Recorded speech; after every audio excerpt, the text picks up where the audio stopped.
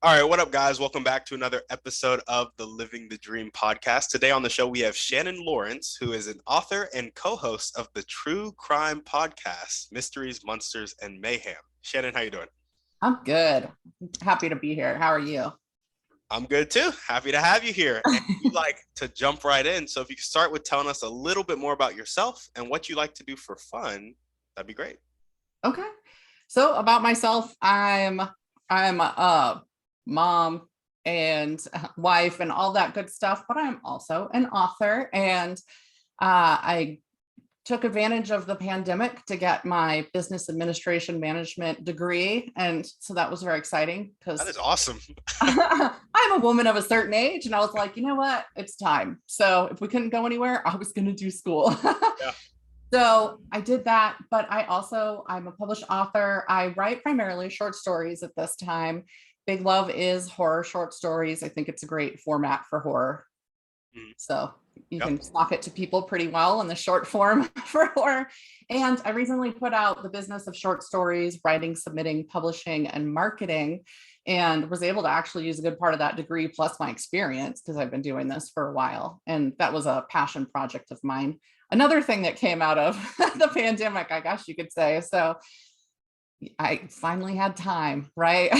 So did you start writing when the pandemic started, or were you writing well before that? I was writing well before it, but it was things culminated in such a way that I could focus on it for a little bit.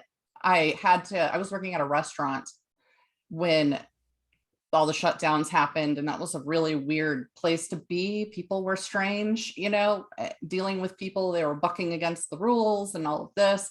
And I did not enjoy being there. I did end up quitting that job for a bunch of reasons, but part of it was there's no business Yeah. during the pandemic. So having a bookkeeper wasn't a necessity, I figured. When I'm doing the finances and I'm like, okay, so paying me might be problematic. I think I need to go. Yeah. But so that also left me, then I had that time and I had decided, all right, let's use this. And now I'm back in the normal, I have a day job again, but I had about a 2-year break to do that school and get all that done. So There we for go. fun, now once I was done with school, I really love to hike. I live in a great place for that. And I love photography as well. I feel that. Do you ever sell your photos? I don't. I've thought about it in the past. And then I was like, I already took one passion and And monetize made it? that into a job in a way, right? And I was Yeah. like, the photography, I'm keeping it for me. I feel that. I feel that. Yeah. So, author, and what is your day job? It's in business administration. I do basically accounts payable and accounts receivable for a Okay. nonprofit. Yeah. Oh, nice. Which nonprofit? If you don't mind me asking. You don't have to say. It's Sonoran Prevention Works. It's in Arizona. I live in Colorado, so it's a remote job, but it's a great nonprofit that helps people who have addiction issues and stuff like that, and supporting them instead of trying to force their hand or make them do things that people generally are. So it provides support. Gotcha. Gotcha. Awesome. Well, cool. Just curious, why is short form kind of writing better for, like, what makes it so that you can punch it to them in horror as opposed to long form? So in horror, you have to draw the suspense out. You have to Mhm. keep tension going. In a book, if you read a novel, no matter how good the writer is, there's going to be lulls. You can't be tense all the time. Yeah. And in the short form, it's a lot easier to keep that tension the whole time and make that okay. There's breathers, there's little puffs. It's the same thing that jump scares are for in a movie, right? Is that you find a way to let people kind of release that steam a little bit, and then you hit it to them harder after that. But yeah, short form really does contribute to being able to keep tension growing and not having to have all those lulls that a novel would have to have. I love it. And so do you like publish each short form story kind of individually, or is it like a book with like 100 short form stories or something like that? So what I do first, I send them out to markets, magazines, and anthologies that small publishers tend to do, and get them published that way first. So they come out in books or magazines. And then once I have the rights back on them, because publishers will only have limited rights to your stories. The longest I've ever had was 2 years where it wasn't, before it returned to me. And then I bundle them and I put them in collections of my own. Gotcha. Gotcha. There we go. Well, tell us a bit more about your motivation. What gets you up and keeps you going every day? So I'm a pretty driven person. If I have my goals, I'm going to go after them and get them. And writing is something I've wanted to do for ages. It can always be kind of a cliche. I have maybe one friend that's like, I didn't want to do it. And then I wrote one story and sold it. And so I sold a few Yeah. more and yay, I'm published. But most of us wanted to do that from pretty early on. And it always kind of took a back seat until I was in like my late 20s. And I realized that I would like this to be my job. I would like this to be my career. And so those goals kind of changed. But what keeps me going is that in writing, anything artistic really, is you can always be learning more. You can always be doing better. So no matter what success you find with that, creative should always be reaching for that next level and always trying to improve what they're doing. And so that's what I want to do. I want to get better and I want to find success and I want it to be a feasible, day job. Yeah. Yeah, absolutely. I love it. And so, okay. Actually, that's a perfect segue. I was about to ask a follow-up question, but I'm just going to segue into the next section, which is about your dreams and goals. Okay. And now I'm going to frame it this way. I know that you want it to be a day job. Do you see it happening in the next year, the next 5 years, the next 10 years? Like, when do you see that happening and how would that take shape? So definitely not in the next year, but but this is a goal. I would say within 5 years, I'd like to have a healthy income for it. Within 10, I would like it to be all I have to do. Oh, Gotcha. sorry, the sun just got really crazy. You're all good. But yeah, that is. And of course, there's varying degrees of success, right? Especially with something like this.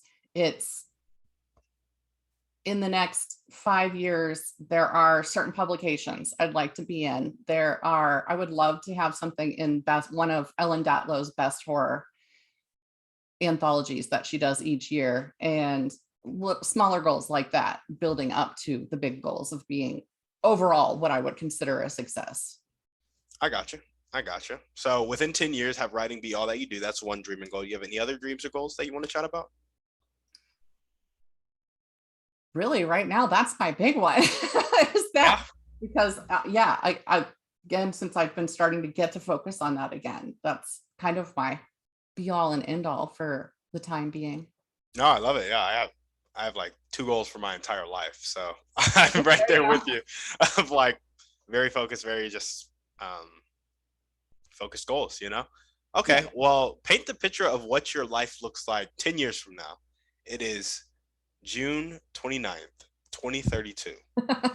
10 years from now, I'm not 10 years from now, I've got a second shelf lined with my books. Oh, yeah. Because I've just filled the first shelf and had to put my first publication stacked on top of those books. And that was weirdly exciting.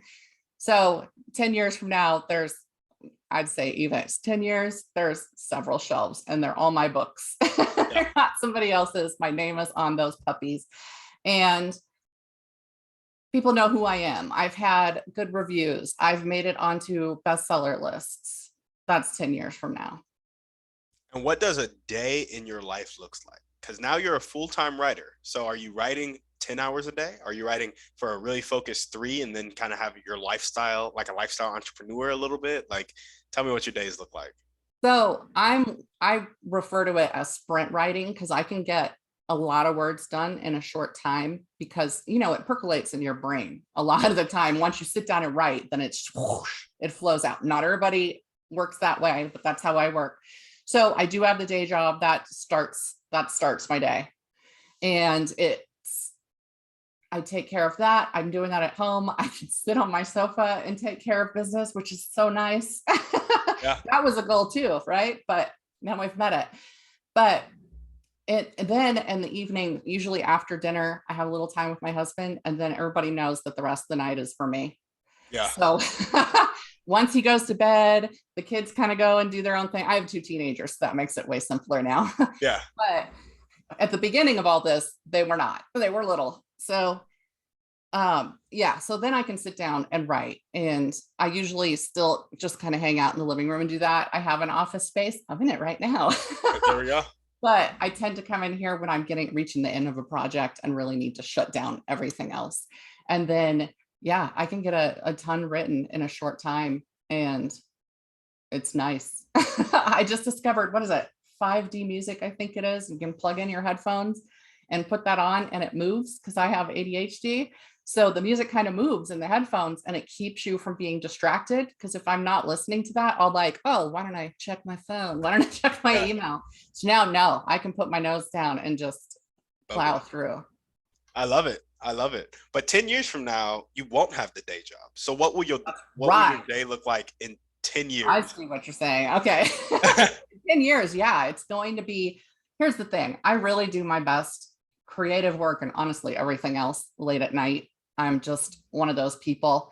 So I'll still probably be writing in the evening, but at least during the day, I can be doing the business part because I think that's what a lot of people don't realize is how much marketing writers have to do, how much business stuff we have to do, which is why I thought that I do work in office things for the day job. I have for a long time. So that degree also lent to that. And I've done a lot of management, but it was also really important for the writing career because more and more authors have to do everything. Yeah. So yeah, it's important for that. So during the day, I will get to do some marketing and then take a nice break and go for a hike and, worry about me and myself, my body, my mental health, and then come back and then just write away at night. And I do editing during the day too, because I I got you. don't need that same energy as I do when I'm writing it all.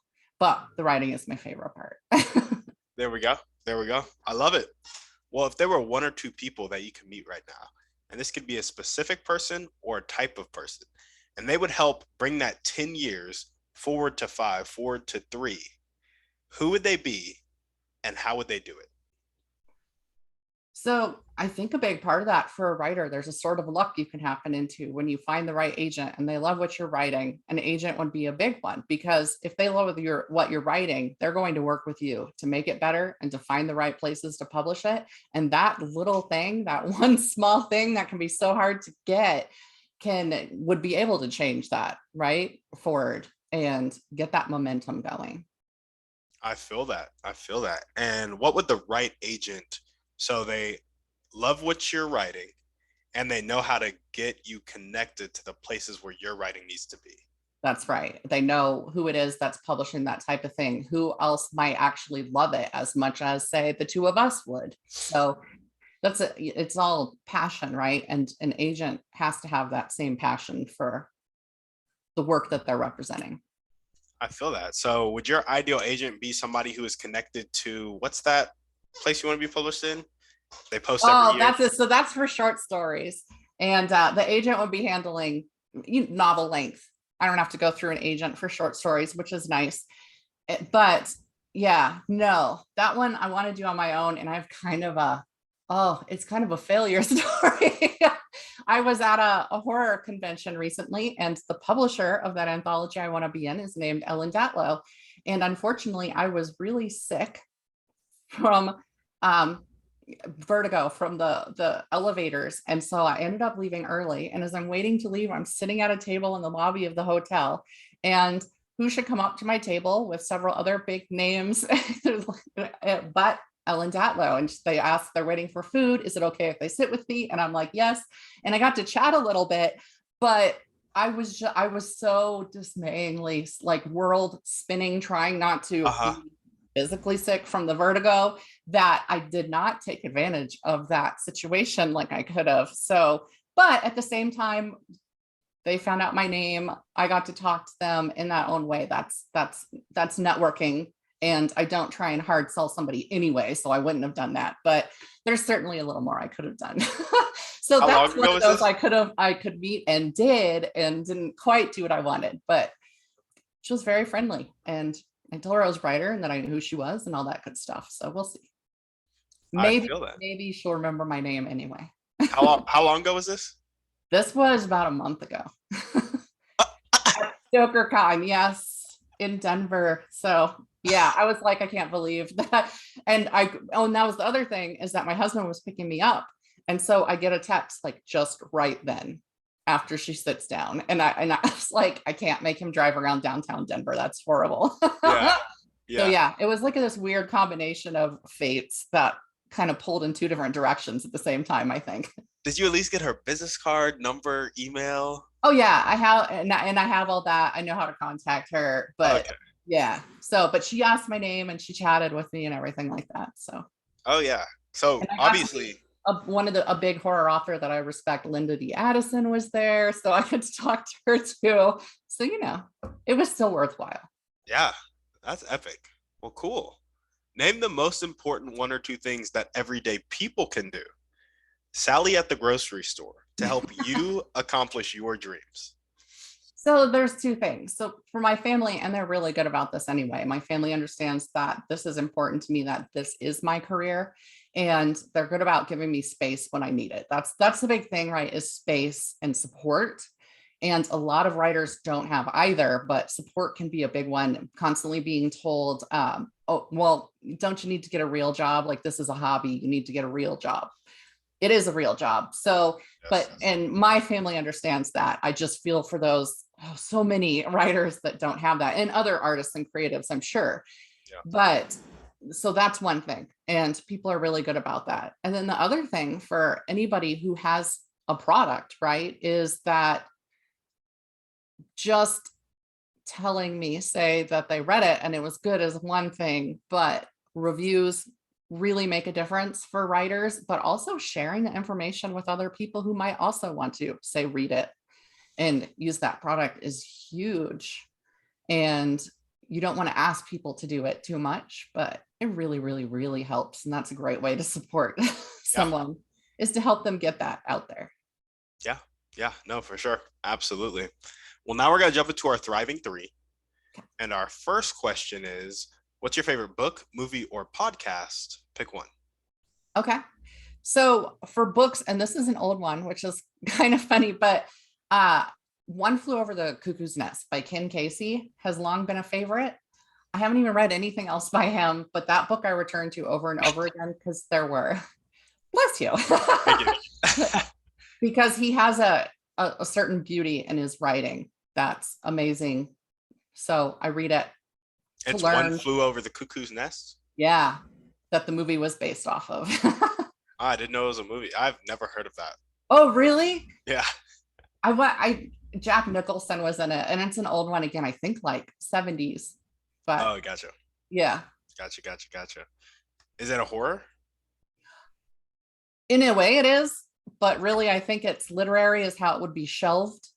But it's about experiences in an asylum. Okay.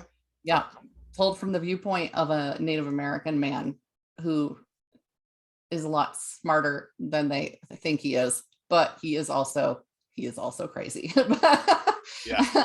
And it's that working of him narrating this book, and you're seeing his reality, which is pretty much irreality, but also everything he takes in and everything he sees in other people. Psychologically, it's really interesting too. Yeah. Yeah. No, absolutely. Maybe I'll have to give it a watch, although it's from the 70s. So.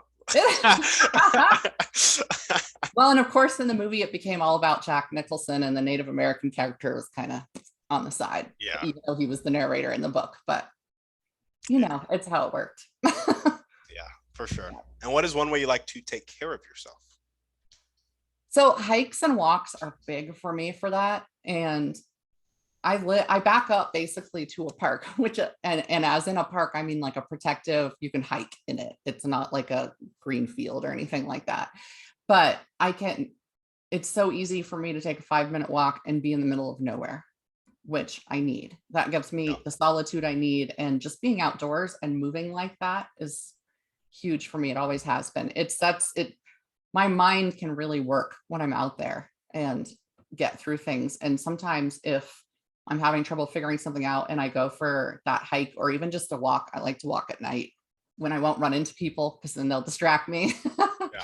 But then it can help me work through that, or a plot problem, or what do I need to do next with this? So, yeah. For sure. Are you an introvert? Yes. I feel like I'm an introverted extrovert because I enjoy being around people when I want to be. And I can Yep. be good at it, but then I will go home and crash. Just Yeah. so Yeah. because all the energy just drained right out of me. Yeah. I could tell. I'm also pretty social. I mean, I host a podcast, so Yeah. I can be social, but I'm so extremely introverted. Like I'll be walking up to social situations sometimes, and I'll just be like, anything but this right now. Yes. Because I haven't taken that time for myself to recharge, right? And so, No, uh, that's exactly right. Though yeah, it really is like an energy exchange thing. yeah, no, right there with you. Well, awesome. I had to ask that because you said I go at night when Yes. nobody can run into me. I was like, she's an introvert. I just want to be alone. I love that. I have a family. Like my husband totally understands my need and he needs some alone time too. Maybe not as much as I do, but he needs it. And so we have really worked something well out, but we've been married like, I don't know, 26 years or something like that. So, Yeah, but yeah, it's funny though, how much as an author, this is another thing, it goes along with the marketing, how much you have to kind of force yourself to be social and do stuff to get out there because how can people find you if you're not out there? no, it's facts. Anything entrepreneurial runs on relationships. Yes. It just Yeah. does. Yeah. Well, what is one action step that you can take right now or continue to take if you're already doing it to find the right agent that loves your work and is connected in the right ways? So I have an agent that's interested that I'd sent a previous book to, and they didn't think that book was sellable, but they liked how I wrote and they liked what I wrote. But right now the market wouldn't support it. So they have asked me, I'm currently editing a book and they have asked me to send that to them when I'm done. So my action right now is most definitely finishing that editing, but not rushing it. And that's the important thing, right? It needs to be done because this is not a guarantee. But I do like this agent. And so maybe we'll end up working together. That would be great. So yes, that is what I'm doing right now. Finish editing, get that puppy all pretty, and then I need to send it off. And submitting is often the hardest thing for authors. It's one of the big things I push in like workshops and stuff is if you write it and then it sits there, is that supporting your goals? It's not. Send it. It's hard to get a rejection, but it gets less hard the longer you do it for. So, do you do author coaching at all? I don't, but I teach a lot of just workshops. I really like being able to pass along what I've learned so that other people don't have to learn it the hard way because I did. Yeah. Everything I've come over has been through work and digging and researching and learning by doing things wrong sometimes. Yeah. I So, got you. yeah, if I can help people, yay. Would you be open to doing author coaching, or is that kind of like, I'm not a coach? I'm an introvert. Right. Yeah. I feel like, so I've thought about it here and there, but it usually comes down to at this time in my life, I don't think that that's necessarily something I do as well as I'd like to. In the future, there's mentor programs through one of the national writing groups I'm in, and I might try that first and see how that worked out. But I've kind of mentored and talked to people privately, but I haven't made it a business. So Yeah. it's a possibility in the future, but not right now in the plans. I feel that. I feel that. Well, cool. You actually get a follow-up question on action steps. Okay. How are you going to follow up with, I'm blanking on her name, but you have to follow up with her because you met Helen her. Datlow. Yeah. Well, here's the beauty of it. In writing, say if you meet somebody, agent or an editor, publisher, anything like that, another writer at a conference, that's the first thing you put in a letter when you send it to them is, I really enjoyed meeting you at Yeah. StickerCon when my head was spinning and you were Yep. waiting for your food. And so I can use that meeting, I can. Yeah. And again, then it hinges on, I hope she remembers me. Yeah. Which is why the sooner the better. That's right. Yeah. So what are you going to do it by? I have a story that I'd like to submit. The thing about how it works is usually the publisher has to submit in these cases to that type of publication. So the action step for me is I plan on when that opens up for submissions, contacting that editor with the story that I think might do it, the one that I think qualifies and that she might like, and say, hey, can you send a copy? Because it's a matter of sending she likes a hard copy. It's a matter of them sending a hard copy to her. Okay. So is it like you would send that letter, hey, I remember meeting you at this place at this time when you were doing this, and you would send that with your publication? Yeah. I gotcha. I was thinking also my own book. So that's full of short stories, I would submit that book as well. Gotcha. And then that letter would be with that. I gotcha. Okay. And when is that, next year? Is that next month? Is that? It should be the end of this year that the call goes out, because it's 4 books published this year. And so the call goes out and they say if it's coming out, I think it usually opens up in about October. So I have it already. I think I actually have the date of the last year on my calendar. It doesn't mean it'll open the same time, but that's when I start looking. Gotcha.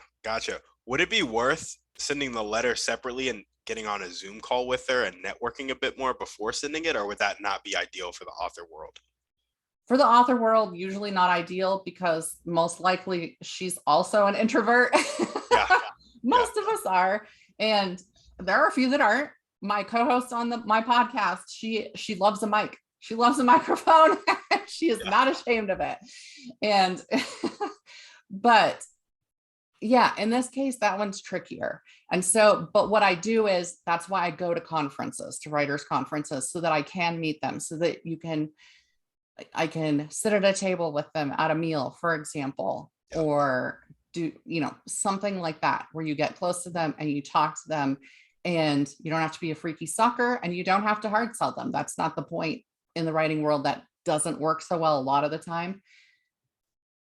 But you also research the person ahead of time. So, you know what has worked with them and what has not worked with them in the past, and who is more open, say to, hey, go ahead and elevator pitch me in the hallway or whatever. So yeah. So I know a bit about her. So there we go. Well, that's really cool. I know, like, in the real estate world, anybody will jump on calls because there's always a deal to be made. Oh yeah. But in the writing world, it may be a little different. So I just wanted to ask. Well, nice. We're going to jump into our final series of questions now. It used to just be one question. I've expanded it since then, and it's going to require a bit of pretext, so stick with me, okay?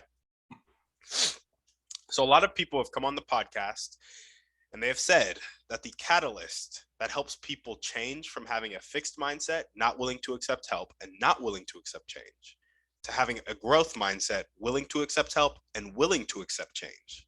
The catalyst that helps them make that switch is a personal choice that happens after either extreme inspiration or extreme desperation. Do you agree, disagree, anything to add or subtract? I, in general, like that. It makes sense. I don't think that it would always have to be an extreme of the positive or negative to make it happen, because it really would come down to mindset. And sometimes I feel you can control your mindset enough to be able to say, no, that's it. It's time for me to buckle down, Yeah. And so, yeah, overall, I like it. But I do think that there are nuances. There we go. Yeah, it doesn't always have to be extreme, or it could be a very small amount, honestly, for some people. It could be none, and they could just inspire themselves, Well, it could, because it could be that little thing that just kind of happens on top of the other things that have happened, that it collapses that or whatever it does, and then it's like, all right, let's do this. Absolutely. Well, our next question is, given that same amount of extreme inspiration or desperation, why do you think some people change and others don't?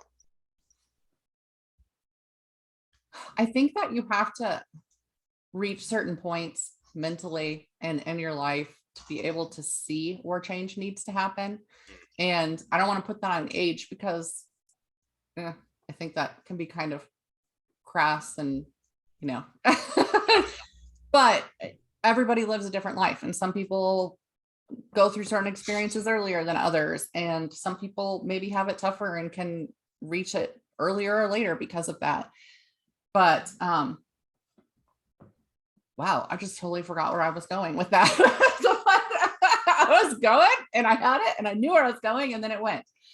But yeah, some people are going to be stuck because they haven't dealt with something or had that thing happen in their life, or that series of things, whatever it needs to be, for them to understand that to be successful or to get where you need to go, yes, it takes that determination, but it also takes that malleability and adaptability that I think we as humans have in so much, right? It's what we do. Yep. It's how we've gotten to where we are. But if you're comfortable, or even if you're not completely comfortable, but you're okay with being stagnant or whatever it is in that place, it can be really hard to get past that because it sounds like work, right? It sounds like a lot of work.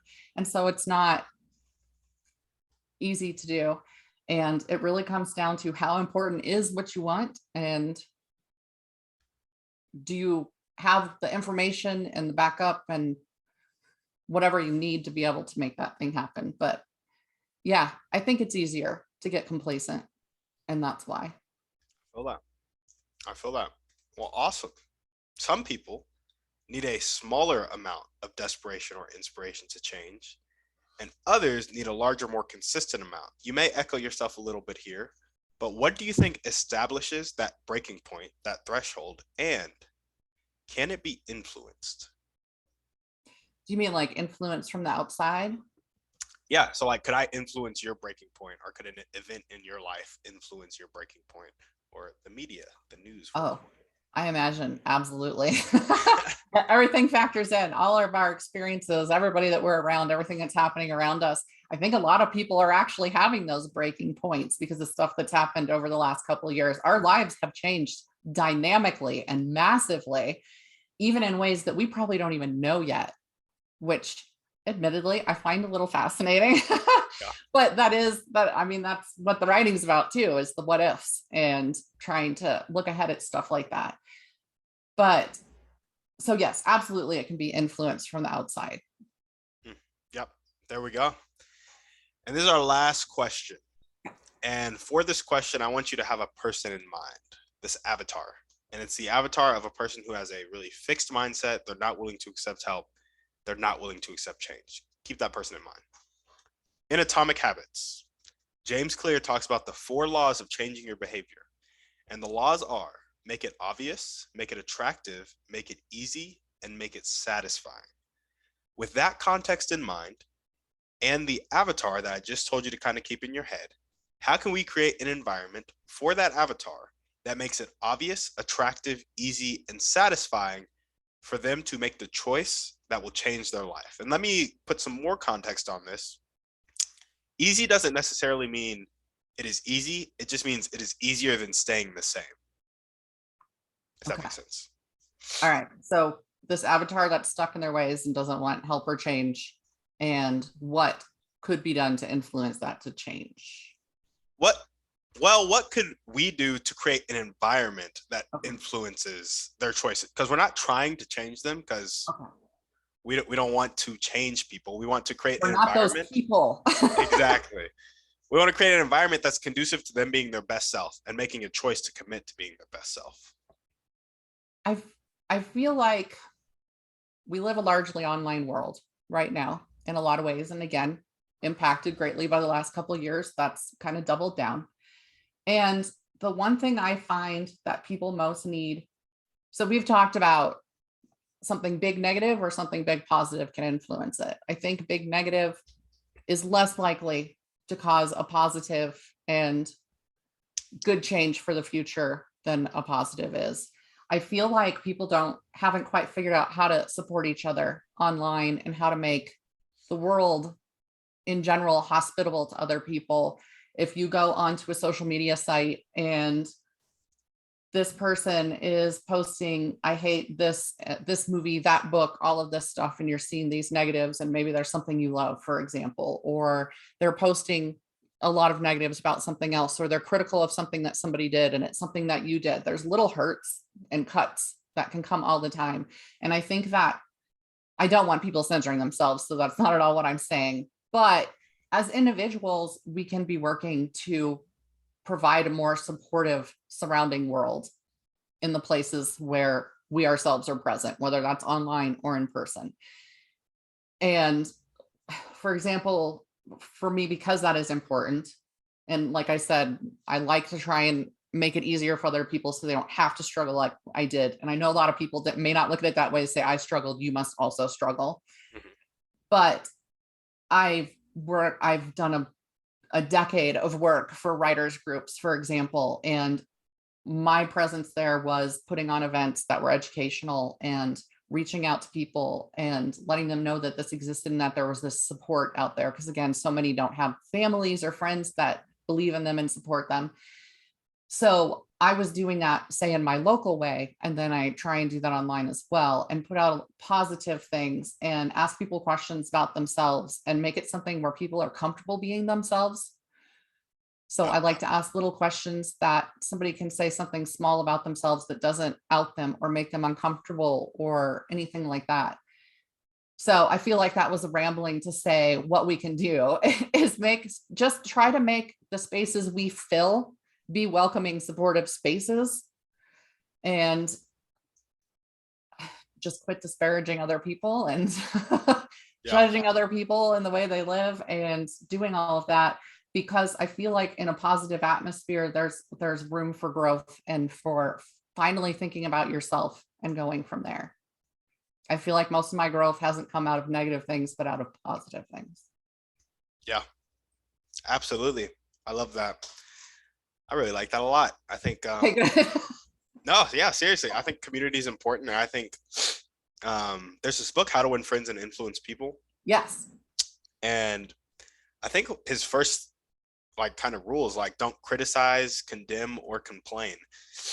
And I'm like, man, that is like a big chunk of the stuff that comes out of my mouth when you really start to break it down. It's like you're either judging somebody from afar or you're like condemning something that's different from you or you're complaining. And it's like, yeah, it's not 90%, but it's like, have you gone through a day without criticizing, condemning, or complaining? A week? A Yeah. month?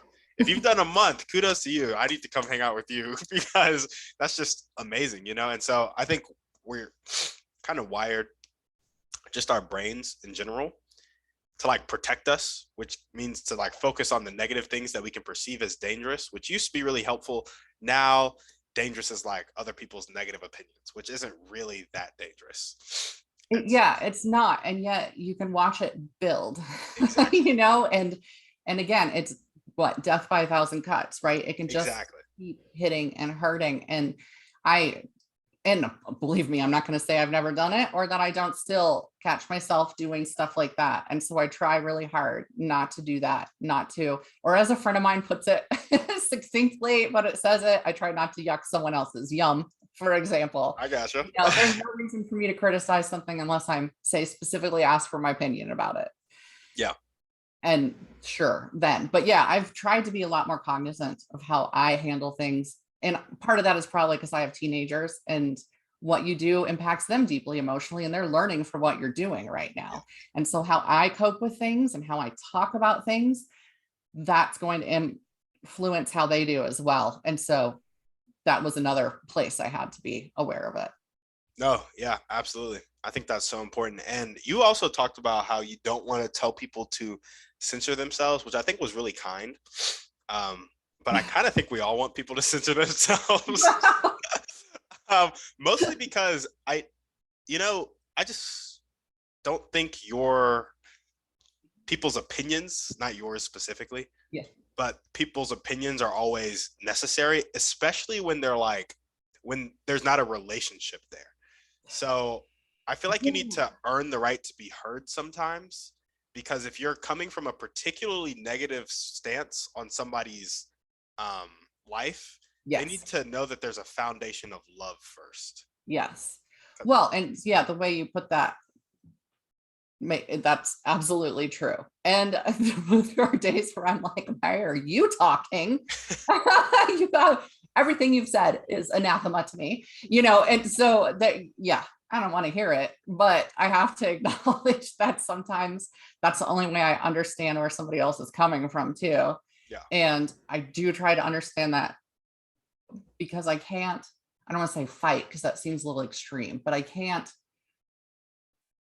come against it or educate differently Yeah. if I don't know why it is the way they think they do sometimes. But yeah, there's things that it's like, it's one thing if I'm complaining to my husband about this, or say this person's parenting, because I think this was the first big place I learned this lesson is becoming a mother. Suddenly everything I did was under a microscope, Yep. and everybody had an opinion about it. And there were like warring mother factions. It's the craziest world I think I've ever entered. And I'm in the writing world, which is crazy by definition, Yep. but the mom world, craziest of all.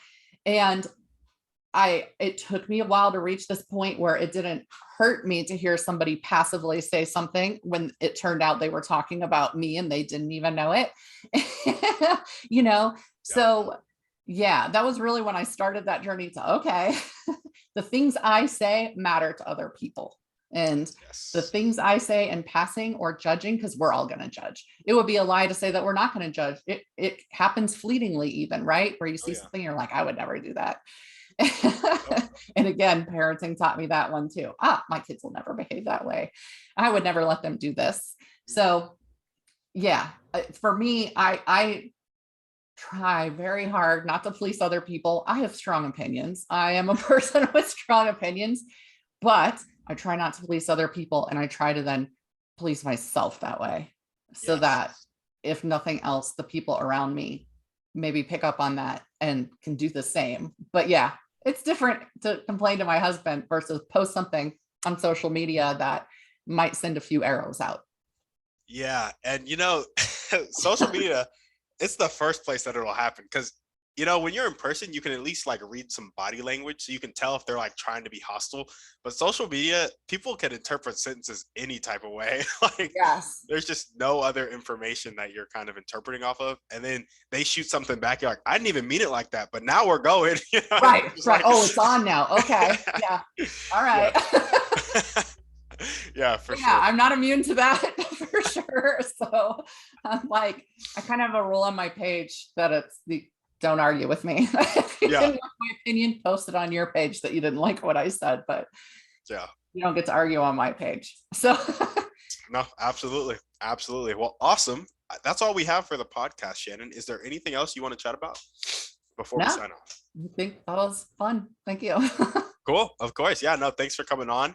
And guys, if you're listening to this and you loved Shannon, you loved her kind of short horror stories, and you love tension in your back and want to be Yeah. scared from reading, go ahead and go pick up Shannon's short stories. I might pick up, especially because they're short, I can assume read them in one sitting, right? Yeah. Short stories each story should be readable in a sitting.